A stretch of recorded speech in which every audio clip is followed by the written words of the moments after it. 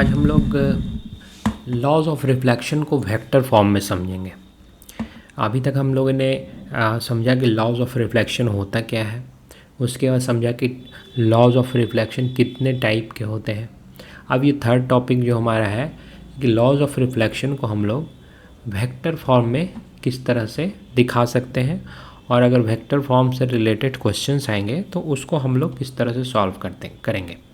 ठीक है, तो इसके लिए सबसे पहले हम लोग एक डायग्राम बनाते हैं।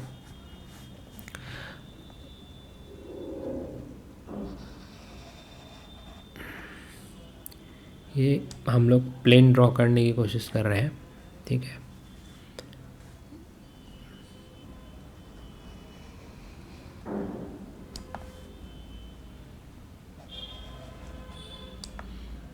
मेरी ड्राइंग उतनी अच्छी नहीं है, पर मैं कोशिश कर रहा हूँ कि जितना अच्छा से अच्छा हो सके आपको ड्रॉ करके दिखाऊं। ठीक है,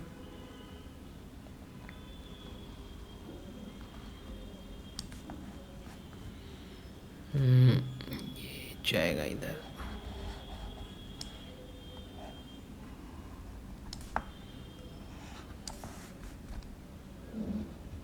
ये हम लोगों ने क्या पढ़ा था लॉज ऑफ रिफ्लेक्शन में, कि जो incident ray, reflected ray and normal at the point of incidence, ये तीनों क्या होते हैं, सेम प्लेन में होते हैं। तो इसलिए हम लोग प्लेन ड्रॉ कर रहे हैं। ये जो है, ये जो मैंने रेक्टेंगल ड्रॉ किया, ये एक्चुअली प्लेन है। हम लोग दिखाना चाहेंगे कि सेम प्लेन में ही तीनों रेज रहेंगे, सॉरी दो रेज और नॉर्मल तीनों सेम प्लेन में रहेंगे। इसको दिखाने के लिए मैंने ये प्लेन ड्रॉ किया है। ठीक है, तो ये तो मिरर है, मिरर। ठीक है, और इस प्लेन पे रिफ्लेक्शन होगा। ठीक है, सपोज ये इंसिडेंट रे यहाँ आई और यहाँ से फिर ऐसे, और यहाँ पर ये नॉर्मल है।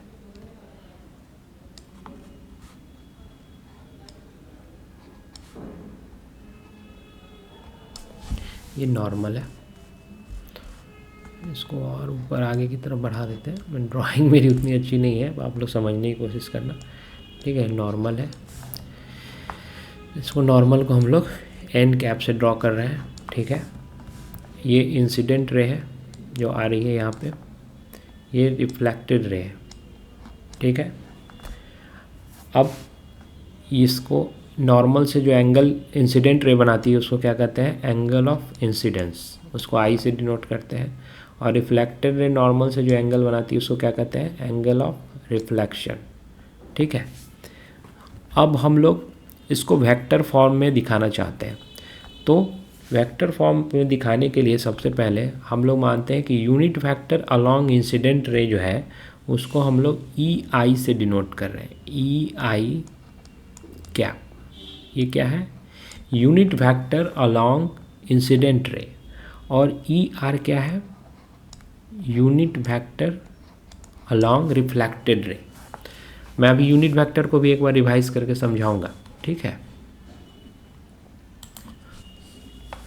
तो सबसे पहले हम लोग समझते हैं क्या है, लेट ई आई कैप, ये क्या है, यूनिट वेक्टर अलोंग इंसिडेंट रे। ठीक है, उसी तरह से ई आर क्या है, ई R cap unit vector along reflected ray. सबसे पहले हम लोग यूनिट वेक्टर को समझेंगे, यूनिट वेक्टर क्या होता है। ठीक है, तो मैंने वेक्टर की जब क्लास ली थी तो उस समय मैंने समझाया था कि जैसे कोई एक वेक्टर है, ठीक है, तो इसका यूनिट वेक्टर क्या होगा, उसको हम लोग ए कैप से डिनोट कर सकते हैं, ए कैप से डिनोट कर सकते हैं। ये क्या होगा, वेक्टर को अगर हम उसके मैग्नीट्यूड से, किसी वेक्टर का मैग्नीट्यूड कैसे डिफाइन करते हैं, उसके आगे मॉड लगा देते हैं। तो मॉड लगा दिया तो ये वेक्टर का मैग्नीट्यूड हो गया। उससे अगर डिवाइड कर देंगे तो जो बचेगा वही क्या होगा, यूनिट वेक्टर होगा। ठीक है, यूनिट वेक्टर होगा। यानी कि अगर मान लीजिए कि कोई वेक्टर है जो कि 5 आई है, 5 आई है सपोज, इसका मतलब क्या हो गया, इसका मतलब हो गया कि 5 इसका क्या है, मैग्नीट्यूड है। तो अगर हम इसको 5 से डिवाइड कर देंगे तो सिर्फ क्या बचेगा, आई कैप बचेगा, ठीक है, सिर्फ आई कैप बचेगा, यानी कि इसका मैग्नीट्यूड इसका कितना हो जाएगा, 1 हो जाएगा, क्योंकि इसके मैग्नीट्यूड को उसके मैग्नीट्यूड से डिवाइड कर दिया तो जो बचा वो सिर्फ 1 बचा। तो यूनिट वेक्टर का पहला प्रॉपर्टी क्या है कि इसका मैग्नीट्यूड क्या होता है, 1 होता है, यूनिट होता है, इसीलिए यूनिट कहते हैं। यूनिट का मतलब क्या हुआ, 1, तो इसका मैग्नीट्यूड क्या होगा, 1 होगा, और इसमें सिर्फ डायरेक्शन होगा, डायरेक्शन होगा। आई कैप का मतलब क्या हुआ, जैसे कि एक्स एक्सिस के अलॉन्ग जो हम लोग डायरेक्शन लेते हैं उसको क्या कहते हैं, आई कैप कहते हैं। तो अगर कोई सिर्फ आई कैप लिख दिया, इसका मतलब हो गया कि unit vector along x axis, ये क्या हो गया, unit vector along x axis, along x axis, ठीक है। उसी तरह से हम अब आप लोग यूनिट वेक्टर समझ गए होंगे। यूनिट वेक्टर में मैग्नीट्यूड क्या होगा, 1 होगा, और सिर्फ डायरेक्शन होगा उसमें, ठीक है, डायरेक्शन को डिनोट करेगा। तो यहाँ पे जैसे ई आई कैप लिया मैंने, इंसिडेंट रे का यूनिट वेक्टर लिया, इसका मतलब ये सिर्फ इंसिडेंट रे के डायरेक्शन को बता रहा है और इसका मैग्नीट्यूड कितना है, 1 है। तो यूनिट मैग्नीट्यूड का ये वेक्टर है जो रिप्रेजेंट कर रहा है इंसिडेंट रे के डायरेक्शन को, ये जो डायरेक्शन है। उसी तरह से ई आर क्या हो गया, यूनिट वेक्टर अलॉन्ग रिफ्लेक्टेड रे, इसका मतलब ये रिफ्लेक्टेड रे के डायरेक्शन को डिनोट कर रहा है और इसका मैग्नीट्यूड सिर्फ क्या है, 1 है। तो आप लोग समझ गए होंगे। अब हम लोग आगे चलते हैं।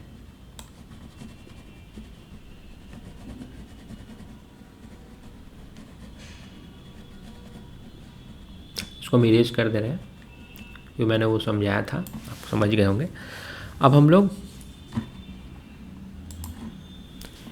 टी क्या है, तो मैं यहाँ लिखना भूल गया था।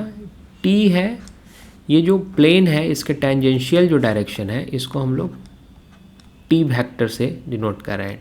टी कैप मतलब unit vector along this direction, ठीक है। और ये एक नॉर्मल हो गया जो कि इस पे परपेंडिकुलर है। तो ये दोनों टी और एन एक दूसरे से क्या है, 90 डिग्री पर है, ठीक है। तो पहला हो गया ई आई कैप, ये यूनिट वेक्टर अलॉन्ग इंसिडेंट रे है। ई आर कैप ये यूनिट वेक्टर अलॉन्ग रिफ्लेक्टेड रे है। इसी तरह से टी कैप क्या है, टी कैप क्या है, unit vector along tangential direction, इसके टेंजेंशियल डायरेक्शन में है। ये जो प्लेन है इसका टेंजेंशियल है और इस प्लेन पे ये नॉर्मल है, ठीक है, नॉर्मल है और ये टेंजेंशियल है। ये जो रिफ्लेक्शन और इंसिडेंस हो रहा है ये सब का टेंजेंशियल डायरेक्शन जो हम लोग लेंगे उसको टी कैप से डिनोट कर रहे हैं, unit vector along tangential direction, okay. अब हम लोग इसी तरह से एन कैप को लेंगे। एन कैप, एन कैप क्या है ये तो बताया मैंने कि ये नॉर्मल है। तो ये हो गया unit vector along outward normal. Outward मतलब ये नॉर्मल तो है लेकिन नीचे की तरफ नहीं, ऊपर की तरफ डायरेक्शन है इसका, ठीक है।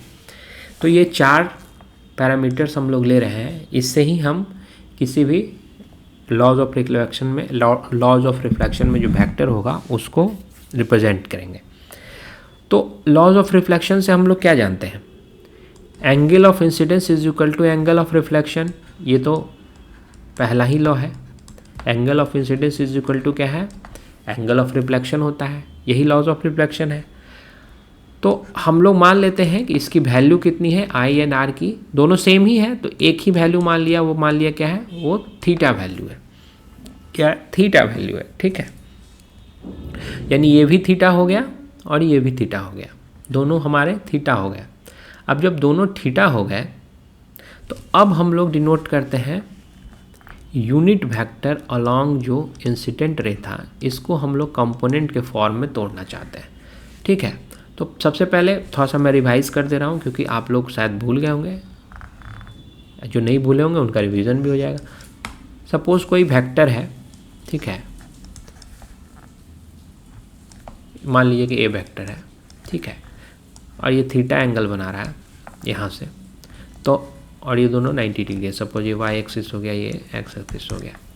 तो हम लोगों ने क्या पढ़ा था कि थीटा एंगल के साइड इसका कंपोनेंट क्या होता है, कॉस थीटा होता है, यानी इसका ए कॉस थीटा एक्स एक्सिस के अलॉन्ग इसका मैग्नीट्यूड हो जाएगा, और वाई एक्सिस के अलॉन्ग क्या होगा, अपोजिट हो जाता है, ए साइन थीटा। क्या हो जाता है, ए साइन थीटा। और इधर मान लिया हम लोग अगर आई डायरेक्शन ले रहे हैं और इधर जे डायरेक्शन ले रहे हैं, तो हम ए को कैसे रिप्रेजेंट कर सकते हैं, A is equal to A cos theta, जो कि एक्स डायरेक्शन में इसका मैग्नीट्यूड आएगा, कंपोनेंट आएगा आई कैप, प्लस ए साइन थीटा जे कैप, यही हो जाएगा। तो इसी का यूज़ हम लोग करेंगे ई आई के डायरेक्शन को दिखाने के लिए। ठीक है, ई आई को कैसे हम लोग नोट करते हैं ये दिखाने के लिए।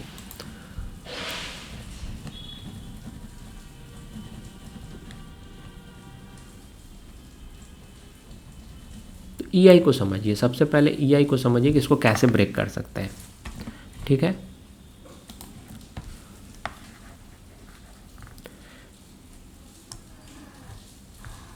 अगर सपोज ये एक्सिस है, यहाँ पे दिख रहा है ई आई ऐसे आ रहा है, ऐसे आ रहा है, तो हम लोग इसका कंपोनेंट ऐसे ऐसे नहीं तोड़ सकते हैं, इस डायरेक्शन में, मतलब ये आगे बढ़ गया ऐसे। ठीक है, ई आई ये हो गया एक्चुअल में। ठीक है, अब हम इसका कंपोनेंट इसके अलॉन्ग और इसके अलॉन्ग ब्रेक कर सकते हैं। अब ये डायरेक्शन जो है यहाँ पे हम लोग देख रहे हैं, ये डायरेक्शन क्या है, ये टी का डायरेक्शन है, टेंजेंशियल डायरेक्शन है ये, और नीचे की तरफ क्या हो जाएगा, नॉर्मल ऊपर की तरफ है, तो नीचे की तरफ नॉर्मल नेगेटिव हो जाएगा।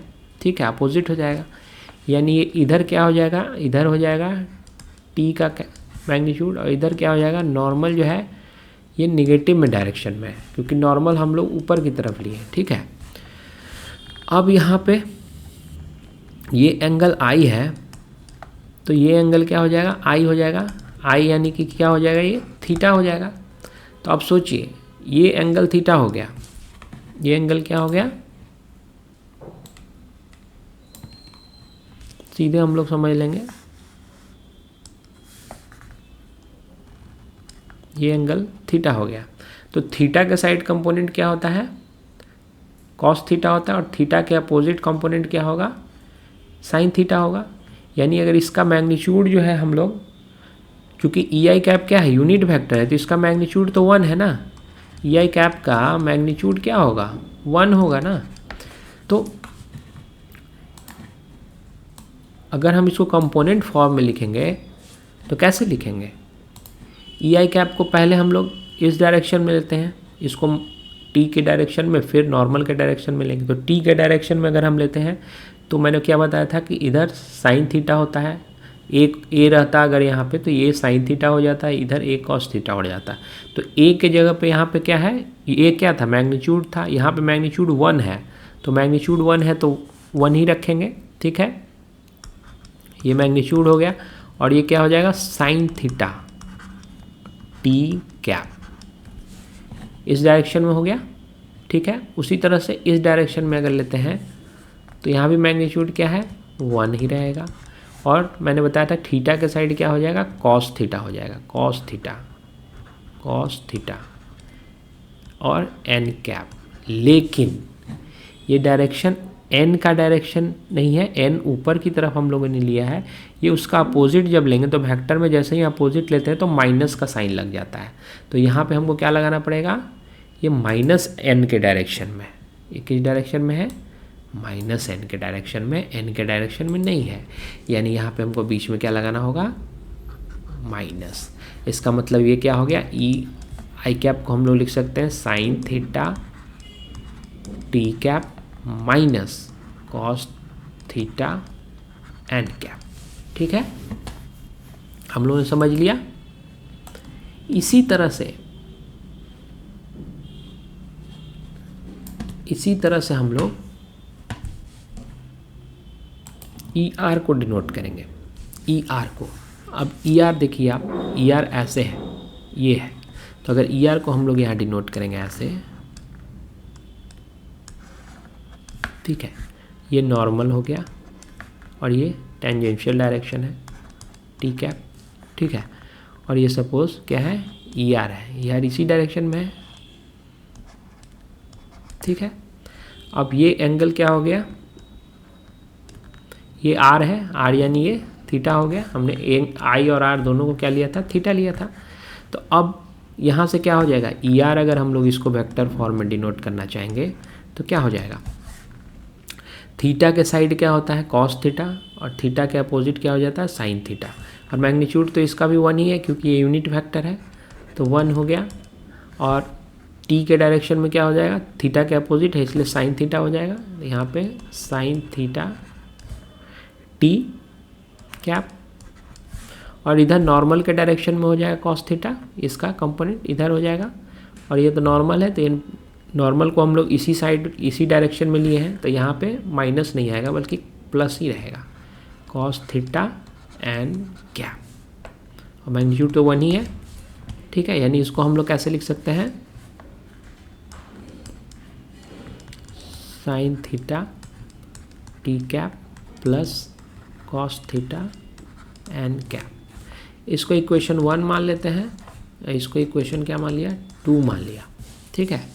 पहला इक्वेशन क्या हो गया, E I cap is equal to sine theta T minus cos theta N.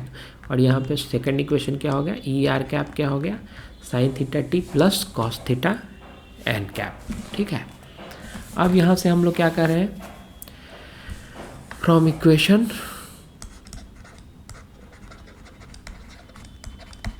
1 and equation 2 क्या कर देते हैं हम लोग, ई आर माइनस इससे इसको घटा देते हैं, E R minus E N कर रहे हैं हम लोग, ई आर माइनस ई आई कर रहे हैं, E R cap minus E I cap, ठीक है। तो यहाँ क्या हो जाएगा, दिस माइनस दिस, यह हट जाएगा। आप सीधा ऐसे भी लिख सकते हैं इसको, साइन थीटा टी कैप पहला वाला वेक्टर है plus cos theta N cap, ठीक है। अब माइनस ये हो जाएगा साइन थीटा, यहाँ पे ये ई आई की वैल्यू है, sine theta T cap minus cos theta N cap, ठीक है। तो यहाँ से साइन थीटा क्या होगा, क्रॉस कैंसिल हो गया। अब यहाँ क्या हो गया, ये कॉस थीटा एन कैप बचा, और यहाँ माइनस माइनस क्या हो जाएगा, प्लस हो जाएगा, प्लस फिर से ये क्या हो जाएगा कॉस थीटा एन कैप। यानी इसको हम क्या लिख सकते हैं, 2 कॉस थीटा एन कैप, ठीक है।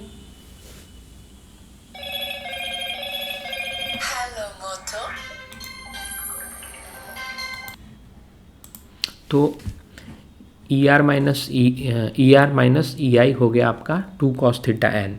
यहाँ से एक इक्वेशन आ गया हमको कि ई आर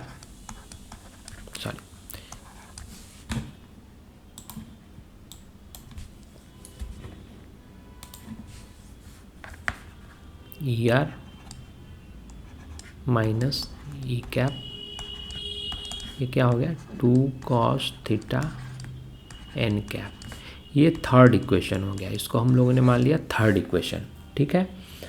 अब हम लोग क्या करते हैं, ई आई डॉट एन कैप लेते हैं, मतलब इंसिडेंट रे का जो यूनिट वेक्टर है उसका नॉर्मल के साथ हम लोग क्रॉस ये डॉट प्रोडक्ट लेने की कोशिश करते हैं। तो डॉट प्रोडक्ट क्या है, ए डॉट बी अगर हम लोग करेंगे तो क्या होगा, इसका होता है ए का मैग्नीट्यूड इंटू बी का मैग्नीट्यूड इंटू कॉस थीटा, यानी दोनों के बीच का एंगल का जो है वो कॉस होगा। ये हम लोग डॉट प्रोडक्ट पढ़े हम लोगों ने। तो यहाँ पे ई आई का मैग्नीट्यूड, जैसे ए का मैग्नीट्यूड ए लिया था ये, ठीक है, ए मॉड, बी का मैग्नीट्यूड बी मॉड होता है। उसी तरह से ई आई हमने बताया कि दोनों क्या यूनिट वेक्टर, तो दोनों का मैग्नीट्यूड क्या होगा 1 होगा, तो दोनों का मैग्नीट्यूड हो गया। अब इनके बीच का कॉस, और एंगल कितना है, एंगल हम लोग ने देखा था ई आई और नॉर्मल के बीच का एंगल क्या है, आई है, आई यानी थीटा, हम लोगों ने माना था आई और आर दोनों क्या है थीटा है, यानी नॉर्मल एंड ई आई के बीच का जो एंगल है वो क्या है थीटा है, ठीक है। तो यहाँ से क्या हो जाएगा ये कॉस थीटा, यानी कि ई आई कैप सॉरी यहाँ पे थोड़ा सा उल्टा हो गया, ई आई और एन के बीच जो है इंसिडेंट रे और इसके बीच का एंगल आई है, ठीक है, लेकिन ई आई का डायरेक्शन इस डायरेक्शन में नहीं है बल्कि इधर है, ऐसे है। थोड़ा सा यहाँ पे हम लोग देख लेते हैं इसको। ये हो गया अपना नॉर्मल, ठीक है, और ई आई का डायरेक्शन क्या है, ऐसे है, यानी कि इसको फिर हमको ऐसे बढ़ाना पड़ेगा, ठीक है। ये नॉर्मल हो गया और ये एक्चुअल में ई आई ये डायरेक्शन हो गया, ठीक है, ई आई कैप। तो ये एंगल कितना था, थीटा था, ठीक है, ये एंगल कितना था, थीटा था, तो ये एंगल क्या हो गया, थीटा हो जाएगा, ठीक है। अब हम लोग नॉर्मल से जो एंगल है वो क्या होगा, नॉर्मल से जो एंगल है वो अगर हमको निकालना है तो हमको निकालना हो कि नॉर्मल इससे कितना एंगल बना रहा है, ठीक है, यानी नॉर्मल से इसका एंगल क्या हो जाएगा, ये हो जाएगा, ठीक है।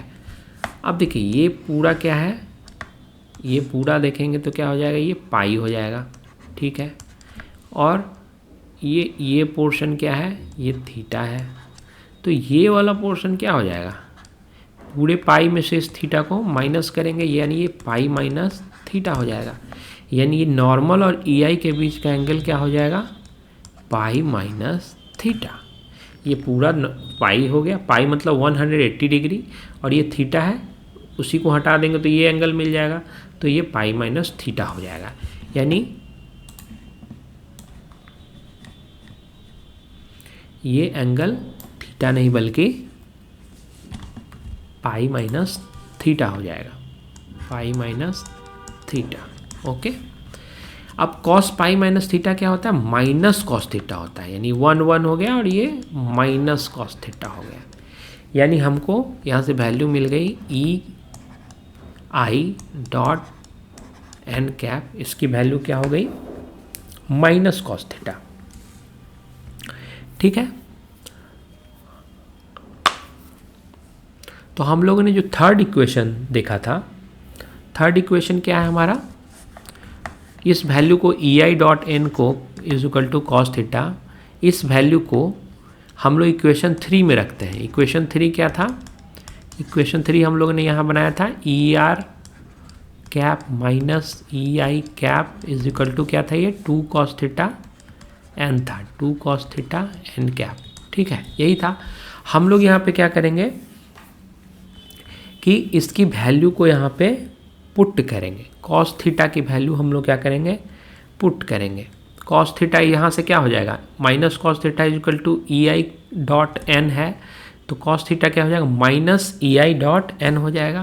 तो यहाँ पे हम लोग लिख सकते हैं कॉस थीटा की जगह minus E I cap dot N cap लिख सकते हैं, और फिर से ये एन कैप हो गया, ठीक है। तो यहाँ से यानी इसको हम ऐसे भी लिख सकते हैं E R cap minus E I cap is equal to minus 2 E I dot N cap into N cap, ठीक है। तो यहाँ से ई आर क्या हो जाएगा, ई आर कैप क्या होगा, ई आई को इस साइड ले जाएंगे तो ये प्लस हो जाएगा, ई आई कैप और minus 2 E I cap dot N cap into N cap, ठीक है, यही हो जाएगा। ये हमारा इक्वेशन 4 हो गया है, यानी कि इस इक्वेशन से हमको क्या मिल गया कि अगर हमको इंसिडेंट रे का यूनिट वेक्टर मालूम रहेगा, इंसिडेंट रे का यूनिट वेक्टर मालूम रहेगा, ये बहुत इंपॉर्टेंट है, इसलिए इसको मैं अब यहाँ देखिए, इंसिडेंट रे अगर हमको मालूम रहेगा, नॉर्मल मालूम रहेगा, तो हम इससे ई आर निकाल लेंगे, यानी इन तीनों के बीच का ये रिलेशन हो गया। अगर हमको इंसिडेंट रे का यूनिट वेक्टर पता होगा, नॉर्मल का यूनिट वेक्टर पता होगा, तो हम लोग आराम से रिफ्लेक्शन का यूनिट वेक्टर पता कर लेंगे, यानी कि यूनिट वेक्टर अलॉन्ग रिफ्लेक्शन को, unit vector along reflected ray को unit vector along incident ray and normal के फॉर्म में हम लोगों ने एक इक्वेशन प्राप्त कर लिया। यही है, इसी को हम लोग क्या कहते हैं, vector form of laws of reflection, vector form of laws of reflection, reflection यही है। यानी कि हम लोगों ने रिफ्लेक्टेड रे को इंसिडेंट रे और नॉर्मल के फॉर्म में हम लोग डिनोट कर दिए। तो इस तरह से अगर हमको पता रहेगा यूनिट वेक्टर अलॉन्ग इंसिडेंट रे और नॉर्मल पता रहेगा तो हम लोग आराम से रिफ्लेक्टेड रे निकाल लेंगे। तो एक छोटा सा क्वेश्चन हम लोग बनाते हैं, उससे और क्लियर हो जाएगा। एक एग्जांपल लेते हैं हम लोग। एग्जांपल में क्या है कि एक इंसिडेंट रे है, एक इंसिडेंट रे है, उसका क्या है, वेक्टर फॉर्म में। इंसिडेंट रे का वेक्टर फॉर्म क्या है, इंसिडेंट रे का वो है आपका AI plus BJ minus CK, ठीक है। और दूसरा क्या दिया हुआ है, यूनिट वेक्टर अलोंग नॉर्मल। इसकी वैल्यू क्या दे रखी है, I प्लस J बाई √2, ठीक है। तो हमसे पूछ रहा है find the vector along reflected ray, find the vector along reflected ray, okay, sorry, find the unit vector along reflected ray, यही क्वेश्चन है हमारा, ठीक है। हमको unit vector along reflected ray निकालना है। तो हम लोग पीछे अभी क्या पढ़ा हम लोगों ने यही पढ़ा ना कि unit vector along reflected ray जो होता है उसका फॉर्मूला हम लोगों ने पढ़ा, यूनिट वेक्टर अलोंग इंसिडेंट रे minus 2EI dot n cap into n cap, यही है। यानी अगर हमको यूनिट वेक्टर अलोंग इंसिडेंट रे मालूम हो जाए और नॉर्मल मालूम हो जाए तो आराम से unit vector along reflected ray मिल जाएगा। यही तो क्वेश्चन है, unit vector along reflected ray निकालना है। तो सबसे पहले हम ये दोनों जानने की कोशिश करेंगे। तो ये तो आराम से दे रखा है, यूनिट वेक्टर अलोंग नॉर्मल तो दे रखा है, यूनिट वेक्टर अलोंग नॉर्मल पहले से दे रखा है, वो क्या है, I cap plus J cap divided by √2, ठीक है। अब हमको एक चीज़ ही बचा, वो है unit vector along I cap. तो unit vector along incident ray दे रखा है, ये क्या है, वेक्टर अलोंग इंसिडेंट रे। तो हमको क्या निकालना है, यूनिट वेक्टर अलोंग इंसिडेंट रे क्या होगा, यूनिट वेक्टर अलोंग इंसिडेंट रे क्या होगा, यूनिट वेक्टर अलोंग इंसिडेंट रे, यानी हम लोग को चाहिए EI कैप, ठीक है, यही चाहिए। तो सबसे पहले आप एक बात जानिए, कोई वेक्टर अगर दे रखा है A plus B plus C cap suppose, ठीक है, तो इसका अगर हम लोग यूनिट वेक्टर निकालते हैं तो हमने वेक्टर में पढ़ाया था, यूनिट वेक्टर के लिए क्या होता है, उसके मैग्नीट्यूड से डिवाइड करना पड़ता है। तो ये A plus B plus C का जो मैग्नीट्यूड होगा वो क्या होगा, हम लोगों ने निकाला था root under suppose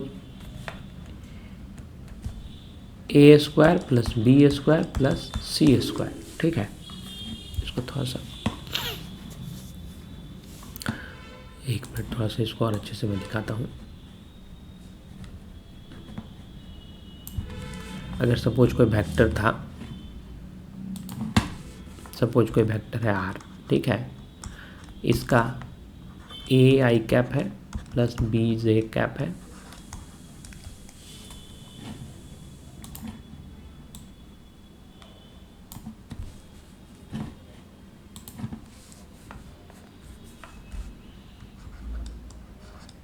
BJ cap plus CK cap, ठीक है।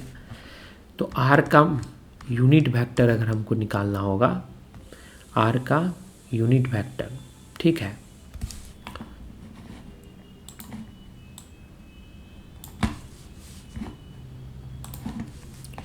यूनिट वेक्टर अलोंग R, ये अगर निकालना होगा तो ये हम लोग कैसे निकालते थे, A I cap plus B J cap plus C K cap divided by, इसका मैग्नीट्यूड इस वेक्टर का होता था root under A square plus B square plus C square. तो किसी के मैग्नीट्यूड, किसी वेक्टर के मैग्नीट्यूड से उसको डिवाइड कर देंगे तो क्या मिल जाएगा, यूनिट वेक्टर मिल जाएगा। यानी हम लोग ऐसे निकाल देते हैं। अब ये वेक्टर में मैंने पूरे डिटेल में पढ़ाया है, ठीक है, तो मैं थोड़ा सा इसको रिकैप मैंने यहाँ पे कर दिया। तो उसी तरह से अगर हमको वेक्टर अलॉन्ग इंसिडेंट रे मालूम होगा तो यूनिट वेक्टर अलॉन्ग इंसिडेंट रे हम लोग निकाल लेंगे, ठीक है। यहाँ पे क्या है,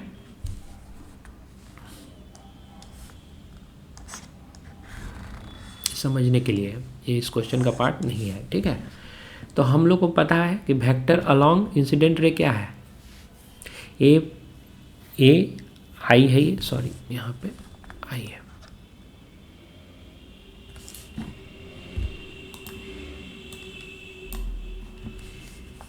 ये है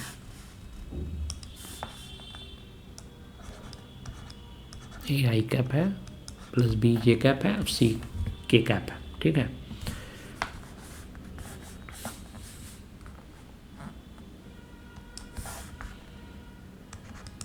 वेक्टर अलॉन्ग इंसिडेंट रे, ये क्या है अपना, A I cap plus B J cap minus C K cap है, ठीक है। तो इसलिए अब यहाँ से क्या हो जाएगा, यूनिट वेक्टर अलॉन्ग इंसिडेंट रे क्या होगा, जिसको हम लोग ई आई से नोट करते हैं, ई आई कैप से, ये क्या हो जाएगा, A I cap plus B J cap minus C K cap divided by root under A square plus B square plus C square, यही हो जाएगा, ठीक है। अब हमको निकालना क्या है, यूनिट वेक्टर अलॉन्ग रिफ्लेक्टेड रे। तो यूनिट वेक्टर अलॉन्ग रिफ्लेक्टेड रे का मतलब क्या है, ई आर हमको निकालना है। ई आर का हम लोग फॉर्मूला पता है ना हम लोग को, E I cap minus 2 E I cap dot N cap, और इसको फिर एन कैप से मल्टीप्लाई कर देंगे, ठीक है। तो यहाँ पे हम लोग इस फॉर्मूले को पुट करेंगे, ई आई हम लोग निकाल लिए हैं, A I plus B J minus C K divided by root under A square plus B square plus C square. तो ये हमारे पास हो जाएगा A I cap plus B J cap minus C K cap divided by root under A square plus B square plus C square, ठीक है। ये हो गया -2। अब ई आई और इसका डॉट प्रोडक्ट लेंगे। ई आई क्या है, A I cap plus B J cap minus C K cap, ठीक है, divided by root under A square plus B square plus C square, ठीक है। इसका डॉट प्रोडक्ट करेंगे एन कैप से। एन कैप क्या है, यूनिट वेक्टर अलॉन्ग नॉर्मल, ये हम लोग देख चुके हैं, पहले से दिया हुआ है I plus J by root 2, I plus, ये डॉट प्रोडक्ट का साइन है, I plus J divided by root 2, ठीक है। ये दोनों का डॉट प्रोडक्ट निकालेंगे और इसको फिर यहाँ पे एन कैप, फिर एन कैप हमको पता है I plus J by root 2, ठीक है। बस इसी को सॉल्व कर देंगे तो ये आ जाएगा, ठीक है। तो सबसे पहले ये हम लोग कर लेते हैं, A I cap plus B J cap minus C K cap, ये तो ठीक है, इसमें कोई दिक्कत नहीं है।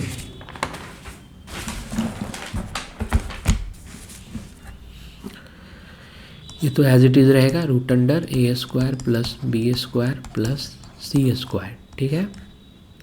अब यहाँ पे हम लोग देखते हैं डॉट प्रोडक्ट में, आप लोग फिर से रिकैप कर देता हूँ मैं थोड़ा सा। जैसे अगर लेना है A I cap plus B J cap plus C K cap, इसका मान लीजिए कि हमको डॉट प्रोडक्ट करना है इससे, D I cap plus E J cap plus F के कैप, ठीक है। तो उसमें क्या होता था, कॉस थीटा होता है, तो ए आई के बीच क्या होगा एंगल, ये सपोज आई है, ये जे है, और कोई इस पे परपेंडिकुलर है, सपोज वो के है, ठीक है। तो आई और जे के बीच एंगल 90 डिग्री, के और आई के बीच एंगल 90 डिग्री, जे और के बीच एंगल 90 डिग्री होता है। तो cos 90 क्या होता है, हम लोग जानते हैं cos 90 क्या होता है, 0 होता है।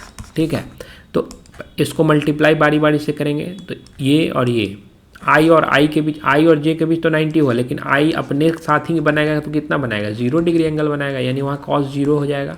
cos 0 क्या होता है, 1 होता है। तो आई अगर आई के साथ करेगा तो हमेशा 1 आएगा, आई जे के साथ करेगा तो 0 आएगा क्योंकि cos 90 हो जाएगा, फिर आई के साथ करेगा तो 90 हो जाएगा। उसी तरह से जे आई के साथ 90 हो जाएगा तो 0 हो जाएगा, के साथ 90 हो जाएगा, और अपने साथ करेगा तो 1 हो जाएगा।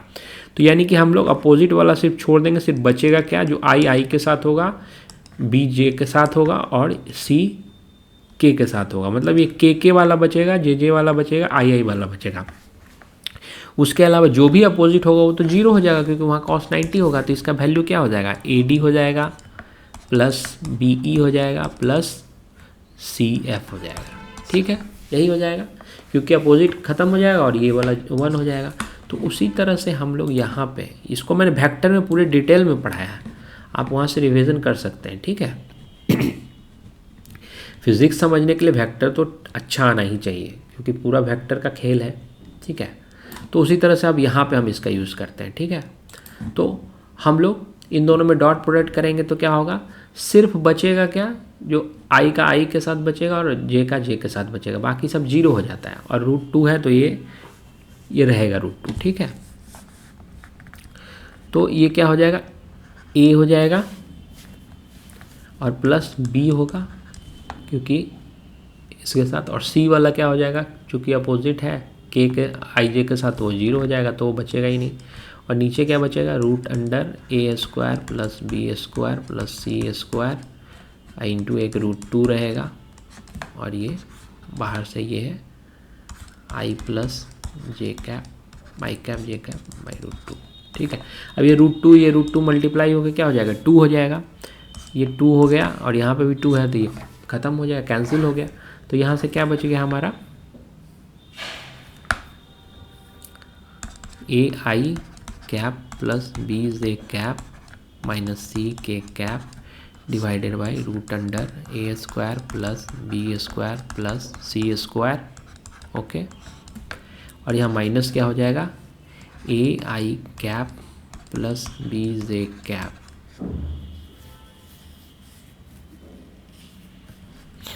ए के साथ आई हो गया, फिर यहाँ पे क्या हो जाएगा, AJ cap plus BI cap, ये हो जाएगा।